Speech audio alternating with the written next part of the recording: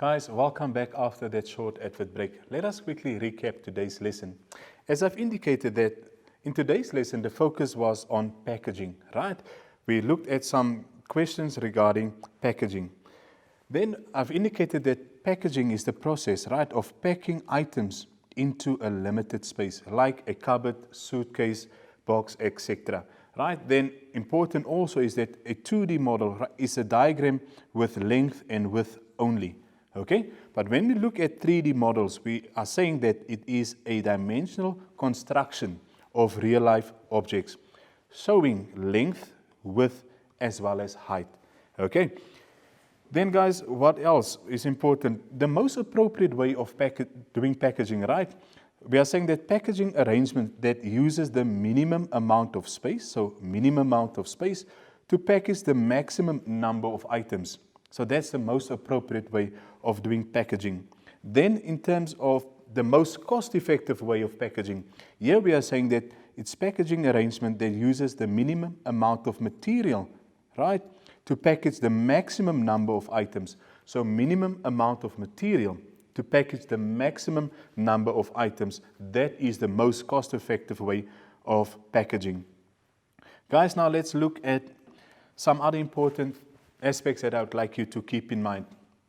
I've indicated here, right, that you must familiarize yourself with the shape, the picture, the context before attempting the question. Right, as we've seen now, we've worked with boxes, we've worked with trailers, so make sense of what is presented to you. Then read the question or instruction with due diligence. As I did now, I looked at what was given to me and I tried to make sense of the trailer, for example, the box, and how it was basically indicated to me how to pack, okay, the different options. Then remember to always round down. As rounding up, right, it would result in the box not fitting in the desired space. Okay, so important when we do packaging, we always round down. Then also important is that when analyzing the best packaging arrangement and material, always keep the following in mind. Okay, practicality, right? It must be practical. Then also make use of optimal space, right? Optimal use of space. So see how best we can use the given space, the available space, basically. And then it must be cost effective, right? So we look at the practicality, optimal use of space, and the cost effectiveness when we do packaging, arrangement, and materials. Okay, now guys, before I say goodbye, as per usual, let me quickly leave you with a challenge for the upcoming week.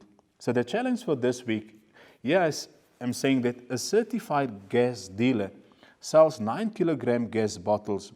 These cylindrical bottles are stored outside the shop in a steel cage, as shown below. Okay, so there you can see the shelf, the gap between the bottles, the gas bottles, also the dimension of the gas bottles, a top view of the steel cage, as well as the empty steel cage and the side view of the steel cage. We further on indicated that there is a gap of 10 millimeters on either side of each gas bottle when placed on the shelf in the steel cage, right? Now, a company sells rectangular metal sheets with dimensions 3.4 meters by 2.1 meters. So here's what you need to determine. It says determine, showing all calculations, the maximum number of shelves for the steel cage that could be cut from one metal sheet. So by means of calculations, you need to determine the maximum number of shelves for the steel cage that could be cut from one metal sheet. Guys, good luck with this one. I'm sure you're going to figure this one out and come up with the correct answer. Okay, guys, thank you so much for joining us today.